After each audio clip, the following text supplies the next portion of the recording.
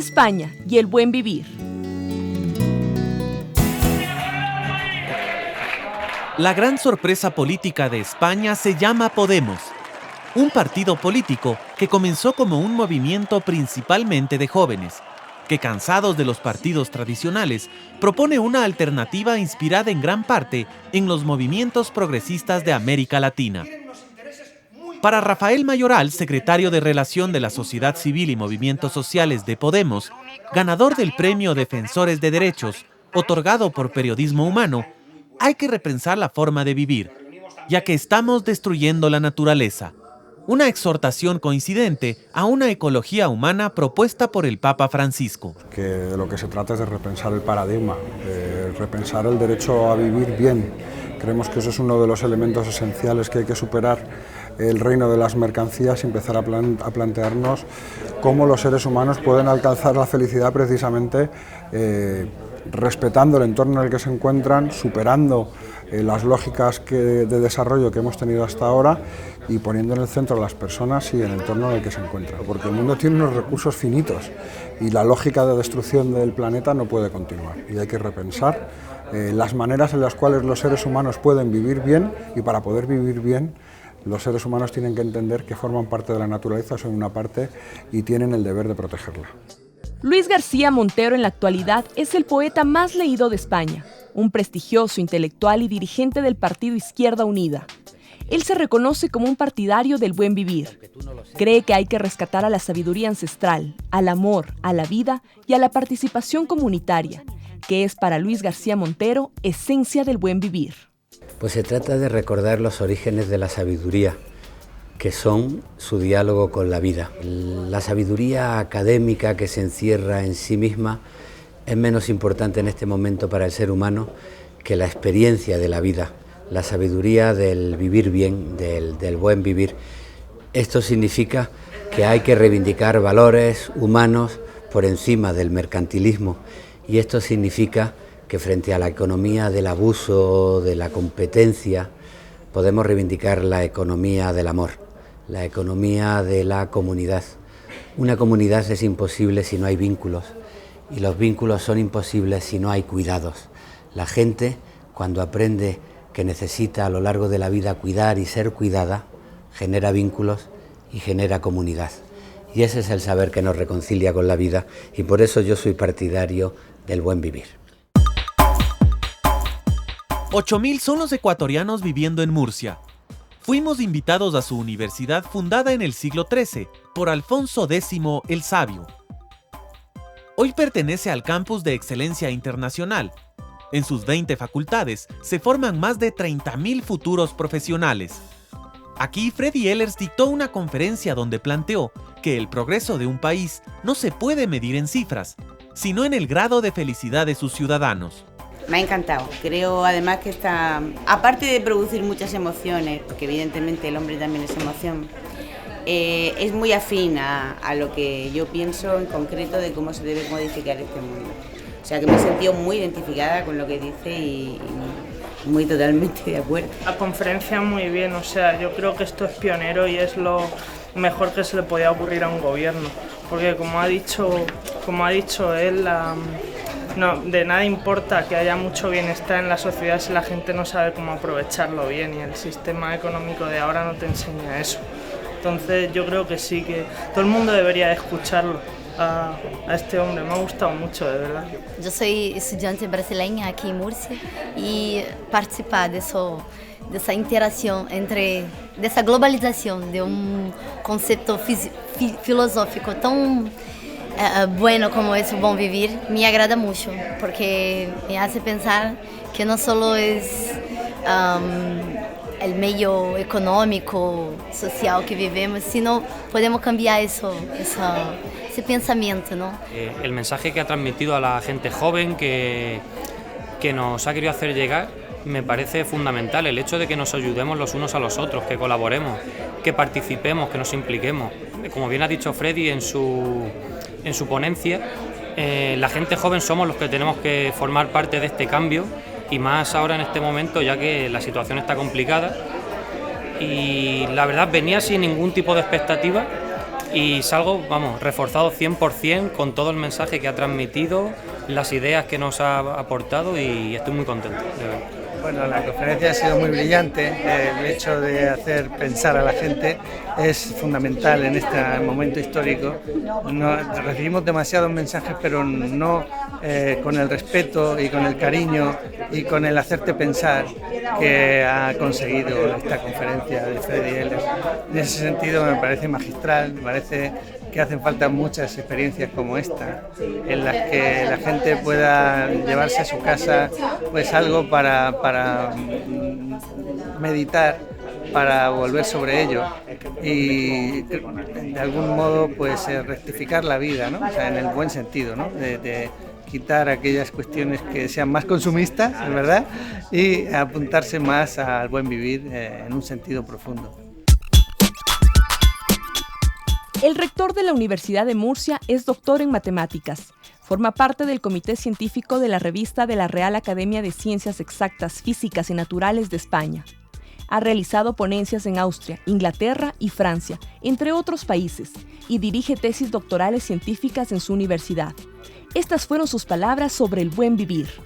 Secretaría del Buen Vivir. Qué gran denominación para un nicho profesional. Qué envidia me da usted, amigo Ehlers, por estar ahí, desarrollando ese cargo tan propio de lo que compete al siglo XXI. Para algunos, el siglo de la barbarie. Para mí, necesariamente como rector, pero también como profesor y como padre, el siglo de la esperanza. Cuando el rector conoció que el Ecuador invierte en la educación superior el 2.12% de su Producto Interno Bruto, respondió asombrado al reconocer que ese apoyo dado a la educación universitaria en el Ecuador, a la altura de los países más desarrollados del mundo, es mayor al apoyo que se le da en España. ¿Por qué el crecimiento entendido como aumento del PIB significa estas cosas que tienen poco que ver con el bienestar humano y con el desarrollo? Por cierto, que me apunto al 2 y pico de Ecuador. Porque el 0,86...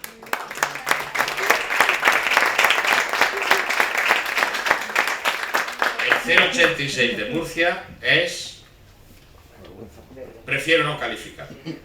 Porque el nacional está en el 1,28.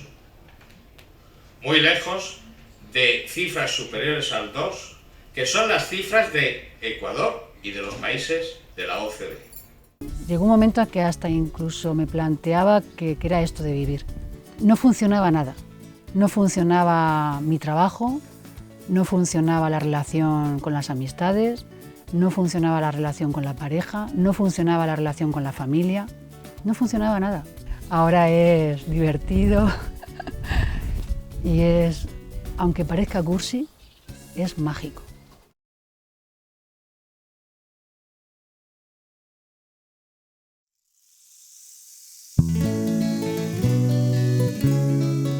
España y el buen vivir.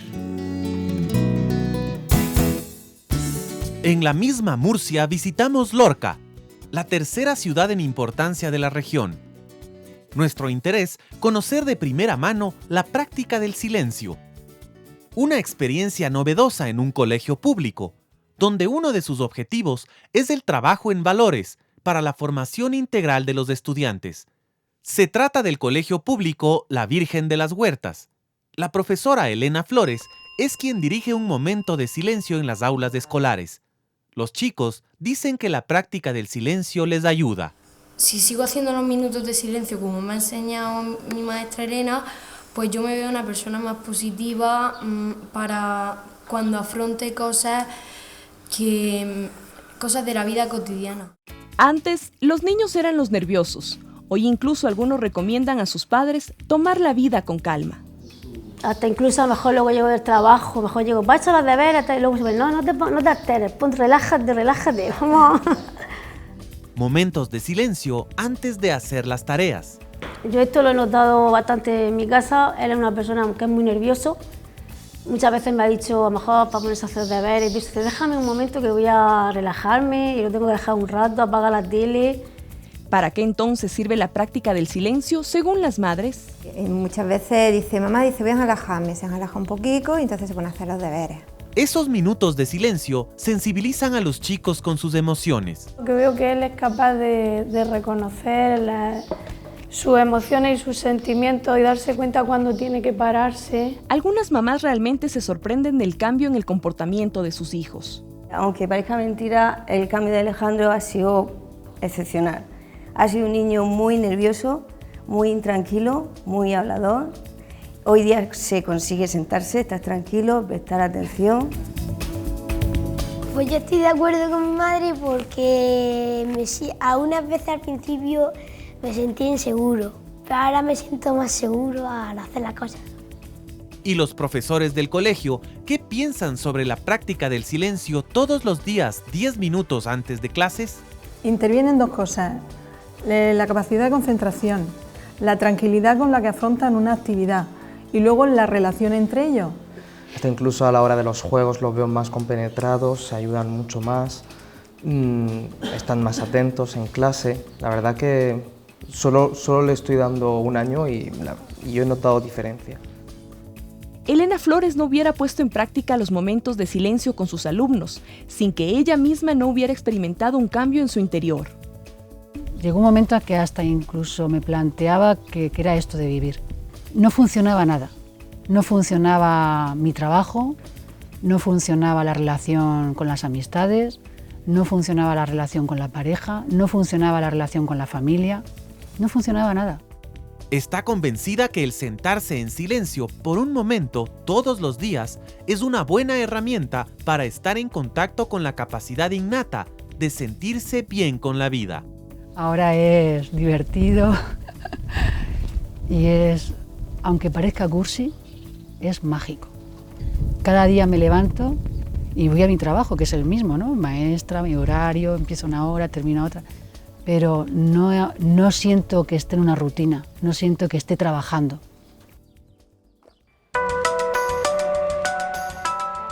Al norte de Quito, cerca de la mitad del mundo, un grupo de profesores del Colegio del Milenio Réplica Montúfar, desde el inicio de este año han puesto en práctica el momento de silencio con resultados positivos.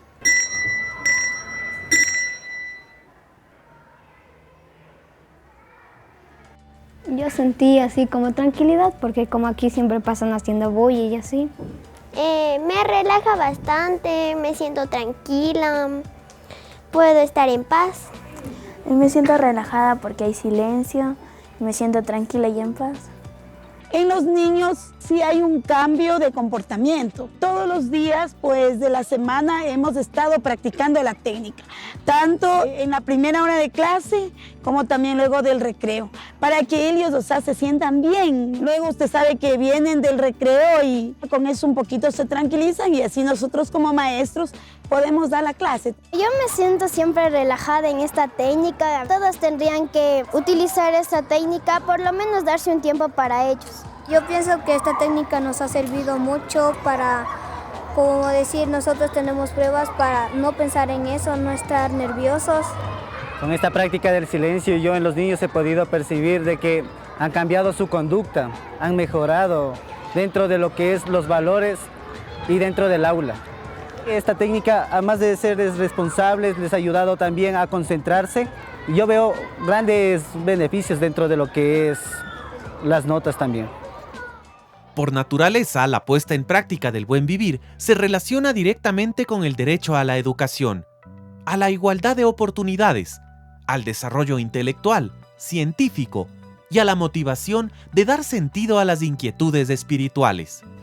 Una de las cosas que menos aprendemos es escucharnos a nosotros mismos. O sea, cuando por ejemplo uno habla de la ética, ¿no? La ética nos va definiendo lo que para mí es bueno o es malo.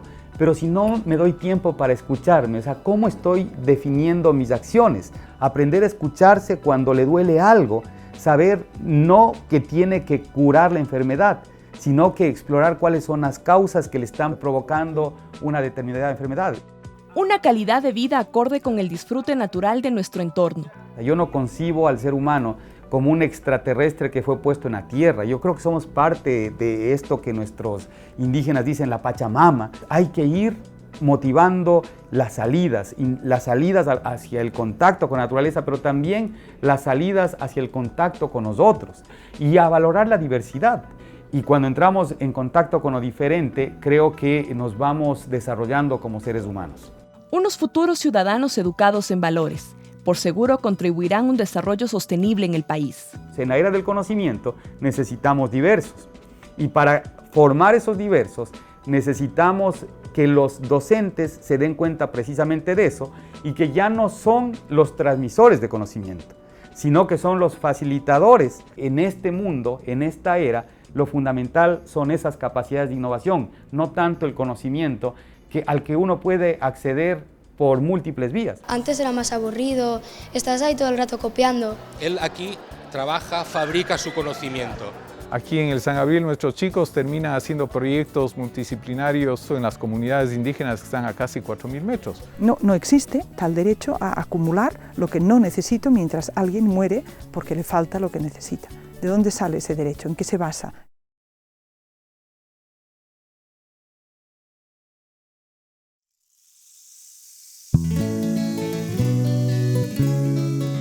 España y el buen vivir.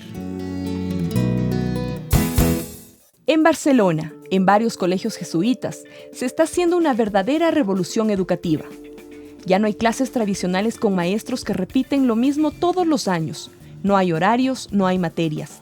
Todo se aprende en grupos de trabajo que elaboran proyectos, y así divirtiéndose mientras aprenden, llegan a tener una educación igual o mejor a la que hemos conocido y practicado durante décadas hasta ahora. Están muy contentos porque el alumno deja de ser un alumno pasivo que viene a las 9 de la mañana y sale a las 5 de la tarde, donde únicamente es receptor de conocimiento. Él aquí trabaja, fabrica su conocimiento. Se trata de que predomine el trabajo en equipo, una educación por proyectos. Son proyectos aproximadamente de unas 30 horas semanales, en los cuales se integran entre 4 y 5 materias. El proyecto es Animales y Personas más allá de las huellas. Va sobre los vertebrados, pero dándole un aire de, bueno, que los animales sirven para más cosas que ser mascotas. Es decir, lo que hacemos es entrelazar varias asignaturas en un mismo proyecto. Pero además de investigar en función de sus intereses, los chicos pueden hacer teatro, organizar un taller de culinaria, un taller de aplicaciones para teléfonos celulares o una visita a un centro de terapias para autistas. Antes te pasabas todo el día mientras el profesor explicaba, tú apuntabas y luego se podría decir que te buscabas tú la vida para, no sé, para aprender, para poder buscar información que tú necesites. Bueno, pues ahora como lo están haciendo me gusta más porque, como ha dicho Erika, antes era más aburrido, estás ahí todo el rato copiando. Y ahora es como, por ejemplo, te ponen un vídeo, tú tomas apuntes y entonces de ahí sacas a lo que quieres explicar a los demás compañeros.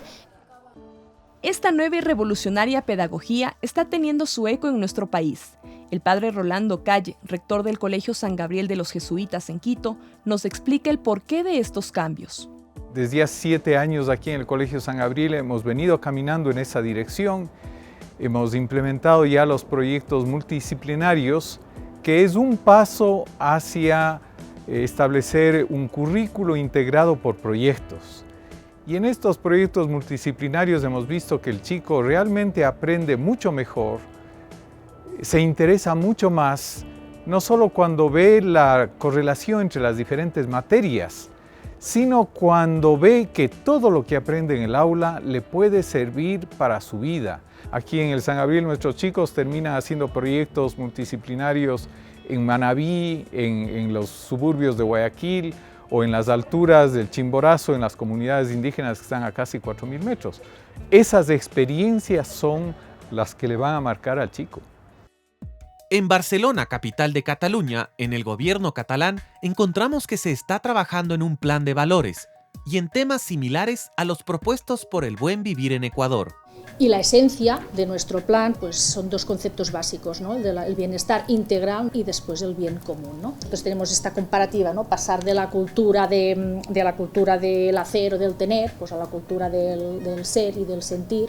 Si nuestro sistema, nuestro modelo social no ha tenido en consideración la persona como su prioridad, ahora parece ser que lo que tocaría, el nuevo paradigma, pues es esto. Seguirá siendo el paradigma de la economía seguramente, pero sobre todo será el paradigma del ser humano. Otra de las instituciones en las que el Ecuador expuso su concepto de vida consciente fue la Universidad Autónoma de Barcelona, la que se cuenta entre las universidades de más prestigio en España y Europa. Dos de sus fortalezas, una amplia oferta formativa y un alto nivel en información. Pero sobre todo, además de ciencias, mantiene en marcha iniciativas socialmente responsables y comprometidas, tales como el Observatorio de la Igualdad y la Oficina de Cooperación para el Desarrollo. El debate sobre el buen vivir despierta mucho interés entre los académicos. Hubo quienes encontraban aspectos que topaban la corriente del pensamiento económico, político y social del decrecimiento. Disminuir de forma controlada la producción con el objetivo de equilibrar la relación entre la humanidad y la naturaleza. Yo creo que a nivel político las teorías del decrecimiento venden poco. En un contexto de bienestar material en Europa hay un cierto pánico, ¿no?, a renunciar a lo material, ¿no? Yo creo que la aproximación del buen vivir ayuda a entender lo que ganas perdiendo materialmente, ¿no? Una de las asistentes de origen mexicano nos dijo que los mayas practicaban también el buen vivir. Allá en Chiapas se le define como lequil cuchlejal, que es una palabra maya. Y uno de los actores principales ha sido el ejército zapatista, que habla de lequil cuchlejal. A pesar de toda la avalancha política, la pobreza en que viven, etcétera, pero dice, nuestro concepto está muy ligado a lo que usted definía que ocurre en su país. La otra parte es la Iglesia Católica que lo retoma, la teología de la liberación. Lo retoma muy fuerte, pero también usando estos conceptos mayas. Y ellos dicen que a partir del trabajo de la comunidad de base van a poder transmitir esta idea del buen vivir. El decano de la Facultad de Ciencias Políticas y Sociología es doctor en Derecho, experto en política comparada, especializado en partidos políticos y autor de algunos libros, entre estos El sistema electoral y La ciudad democrática. Este intelectual estuvo también de acuerdo en replantear el concepto de desarrollo. Hoy, por ejemplo, la palabra austeridad en muchos países se ve como una palabra agresiva, porque se ha asociado a retrocesos, a recortes en los servicios públicos. Y sin embargo, era un elemento virtuoso. Yo me acuerdo, en la sociedad en que vivían mis padres o mis abuelos, había que administrar las cosas de un modo riguroso, severo, sin desperdicios, había que ser austero, ¿no? Yo creo que en ese sentido la idea de buen vivir es muy interesante, porque combina a la vez elementos claramente de cambio, de ruptura hacia adelante, y de conservación y recuperación de elementos de las sociedades tradicionales, ¿no? Estudiantes ecuatorianas, emocionadas por nuestra visita, quisieron enviar un mensaje en catalán a sus familiares. Es de advertir que el idioma catalán, después del español, es el segundo más hablado en Cataluña. A las meves cosines, a les meves tietes, a la meva àvia, que des de Barcelona us envio un petó i una abraçada per tots vosaltres. Nada, estoy molt feliç, mando molts petonets a toda la meva família i nada, que estoy muy feliz. Estamos felices, que de verdad. No cabe duda que algunos sectores de la Iglesia Católica están promoviendo cambios sustanciales en su manera de entender su pastoral social. Uno de esos casos es el de Teresa Forcades, doctora en Medicina y Salud Pública y máster en Teología. Llegó al monasterio benedictino de Montserrat por la tranquilidad para sus estudios de medicina y terminó siendo monja. En Estados Unidos hay un examen que se llaman los Medical Boards, en este caso de Internal Medicine, y eso pues es un examen difícil que pide mucha preparación. Yo buscaba un lugar tranquilo para poder hacer esa preparación. Y pedí a los monjes, que son muy conocidos aquí en Montserrat, ahí por la esquina. Ellos fueron los que me dijeron que tenían lleno y entonces me comunicaron que había también monjas en la montaña. Y así es como llegué, no buscando si tenía una vocación, no intentando encontrar un lugar para ser monja, sino intentando encontrar un lugar para continuar mis estudios. Es ya candidata para las próximas elecciones de septiembre por una coalición de izquierdas. Su comunidad del monasterio benedictino la apoya. El obispo de San Feliu le ha concedido un permiso por 3 años, pero todavía no hay una respuesta del Vaticano sobre su definitiva desvinculación con su vida religiosa. Teresa nos dijo que de ganar las elecciones, implementaría también una política del buen vivir. Podemos llamarle ecosocialismo, quizás sí, otros le llaman socialismo del siglo XXI o socialismo bolivariano, ustedes le llaman del buen vivir, pues bienvenidos a todos y vamos a ayudarnos, como usted ha dicho, no a pelearnos por el título y a quien se le atribuye pues, la paternidad o la maternidad del título, sino vamos a ver que bajo esos títulos, que quizás serán diversos y está bien también, pero que bajo esos títulos vayamos construyendo unas políticas y unas perspectivas y unas, diríamos, abriendo la conciencia para que no nos dejemos confundir y para que esa lucha por la vida que, bueno, pues para tantas personas es tan dura, pues tenga un horizonte que sea el más amplio posible. En la Universidad de Murcia, en el Centro Cultural Bolivariano de Madrid, en la Universidad Autónoma de Barcelona y en los encuentros con distintos intelectuales y ciudadanos españoles, encontramos un gran interés y respaldo a la idea del buen vivir, de la construcción de un mundo que sea más justo, armónico, equitativo, más solidario para todos los habitantes de este pequeño planeta que todos compartimos.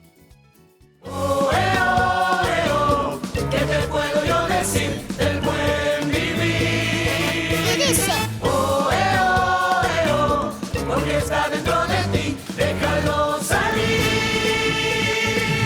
El buen vivir, buen vivir, buen vivir. Es tener a tu familia respirando junto a ti. ¡Buen vivir! Buen vivir, buen vivir, buen vivir. Es disfrutar de tu trabajo y poderte divertir.